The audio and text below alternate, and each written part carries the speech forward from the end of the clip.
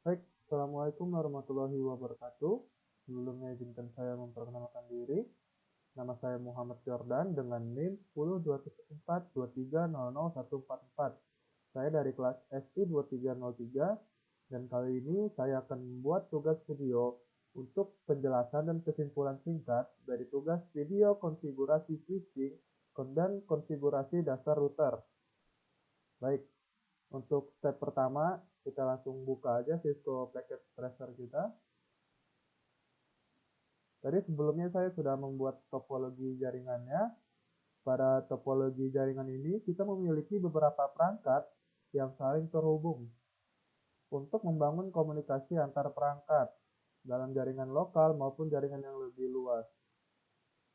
Di sini kita bisa lihat, saya sudah membuat hubungan antar perangkat melalui kabel Cooper straight through.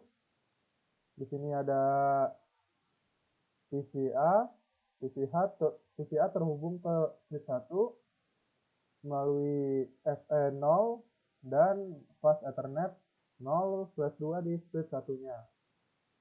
Ini kita juga bisa lihat dari router 1 ke switch 1 juga sudah terhubung menggunakan kabel Cooper straight through, yaitu yang menghubungkan dari switch 1 menggunakan FE01 dan DR1-nya menggunakan gig 0/0/1.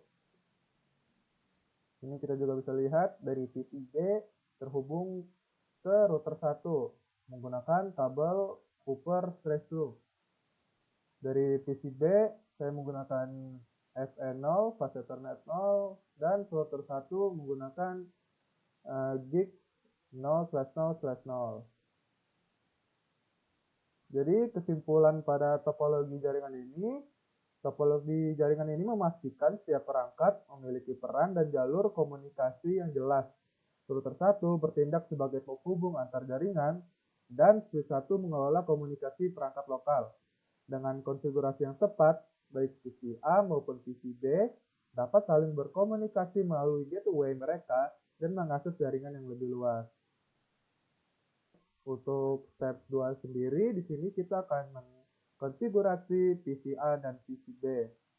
Saya sudah mengkonfigurasinya, bisa dilihat.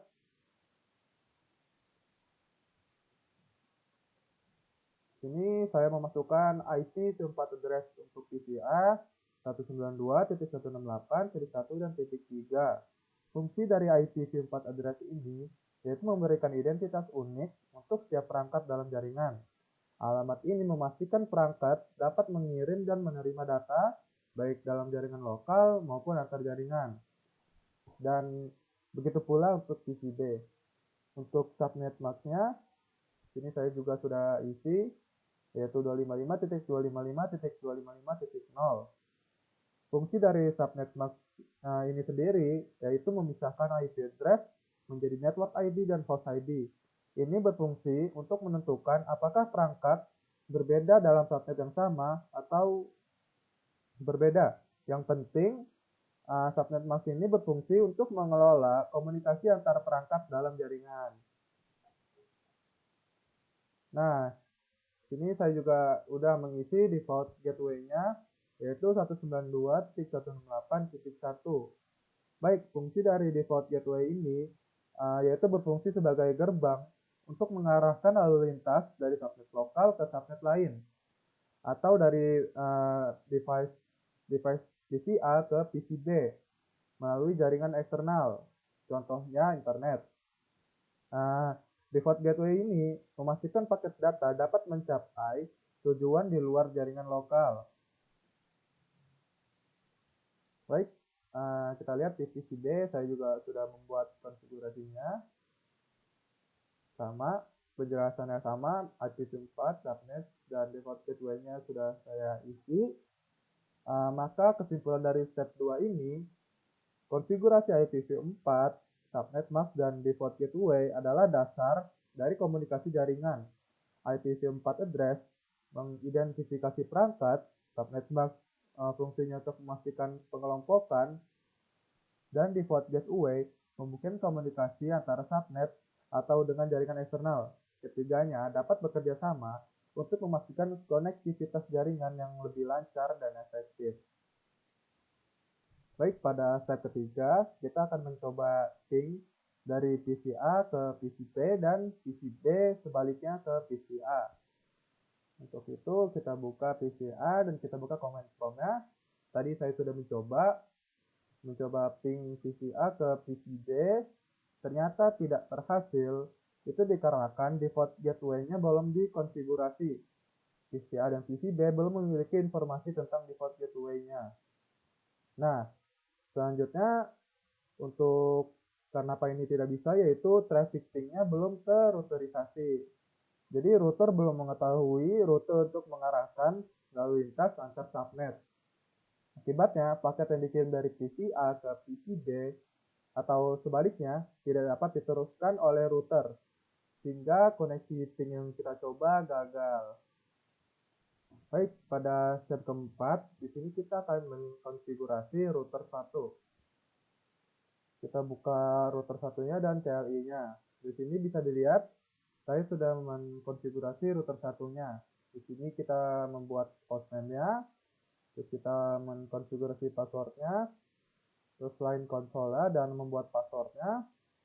Setelah itu kita buat service passwordnya, kita enkripsi passwordnya, dan kita membuat bannernya.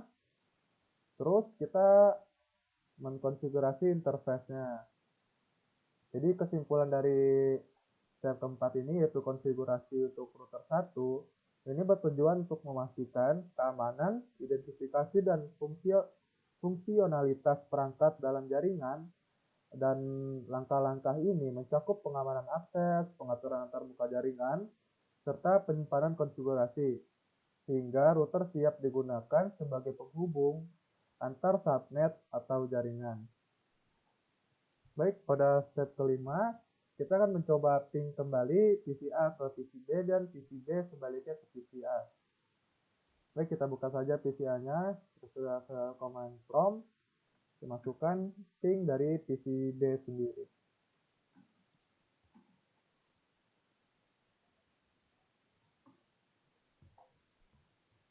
Baik, kita tunggu.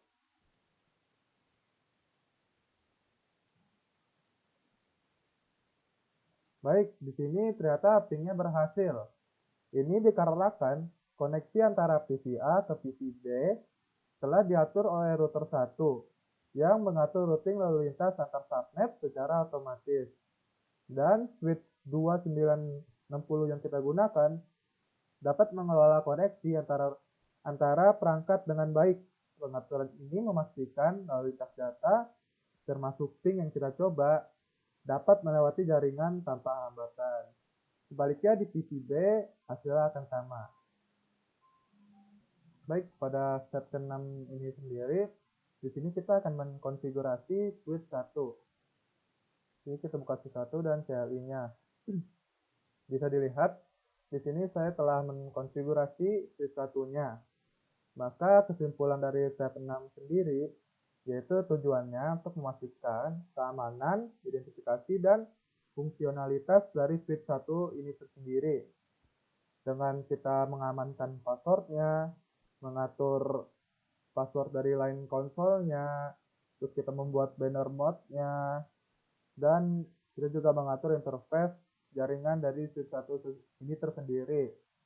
Selain itu, kita juga menyimpan konfigurasi dari switch 1 ini tersendiri dengan sintaks yang ini, copy running script config startup script config. Nah, itu saja. Baik, pada step ke-7, kali ini kita akan mengamankan remote access untuk router 1. Jadi kita buka router 1-nya dan kita buka CLI-nya. Sebelumnya saya sudah mengisi sintaks untuk mengamankan remote access pada router 1. Jadi di sini kita sudah mengkonfigurasi IP domain-nya dan yang ini. Baik, kesimpulannya setelah langkah yang kita lakukan selesai, maka akses jarak jauh ke router 1 telah diamankan dengan menggunakan protokol SSH, username, dan password lokal. Ini digunakan untuk autentifikasi dan koneksi hanya diizinkan melalui SSH yang sudah kita buat. Nah, melalui langkah yang kita selesaikan, ini dapat menjamin enkripsi data selama komunikasi, dan sehingga router kini siap digunakan dan diakses secara aman dari jarak jauh. Baik, pada step ke-8 itu sendiri, kita akan memastikan penggunaan SSH yang telah kita konfigurasi tadi berjalan dengan baik. Maka kita dapat membuka TCA dan kita buka command prompt-nya. Tadi saya sudah mencoba login menggunakan SSH username dan kita masukkan IP address-nya, IP default gateway-nya. Terus kita disuruh masukkan passwordnya adalah Cisco, dan hasilnya seperti ini. Maka uji coba kali ini berhasil, dan kesimpulannya dengan menggunakan SSH, akses remote ke router 1 dapat dilakukan dengan aman dan efisien. Ini juga sangat berguna dalam skenario jaringan yang lebih besar nantinya yang kita akan buat, di mana administratornya dapat memantau dan mengelola perangkat dari jarak jauh tanpa mengorbankan keamanan datanya. Baik, ternyata kita telah melakukan step 1 sampai step 8 dengan lancar dan baik. Maka, kesimpulan akhir dari tugas ini, dengan menggunakan konfigurasi jaringan, ini dapat memastikan komunikasi yang efisien dan aman antara perangkat dalam jaringan lokal maupun jaringan eksternal, dengan peran router sebagai penghubung antar jaringan dan switch sebagai pengelola komunikasi lokal. Setiap perangkat dapat saling berkomunikasi dengan baik. Dan penerapan SSH memberikan akses remote yang aman memungkinkan pengelola jarak jauh tanpa mengorbankan keamanan data. Jaringan ini juga dirancang untuk mendukung fleksibilitas, efisiensi, dan keamanan dalam administrasi jaringan, terutama pada skala besar. Jadi kesimpulannya, konfigurasi jaringan ini dapat memastikan komunikasi yang efisien antar perangkat dalam jaringan lokal yang telah kita buat. Sekian, terima kasih. Sebelumnya jika ada kesalahan kata, saya minta maaf. Wassalamualaikum warahmatullahi wabarakatuh.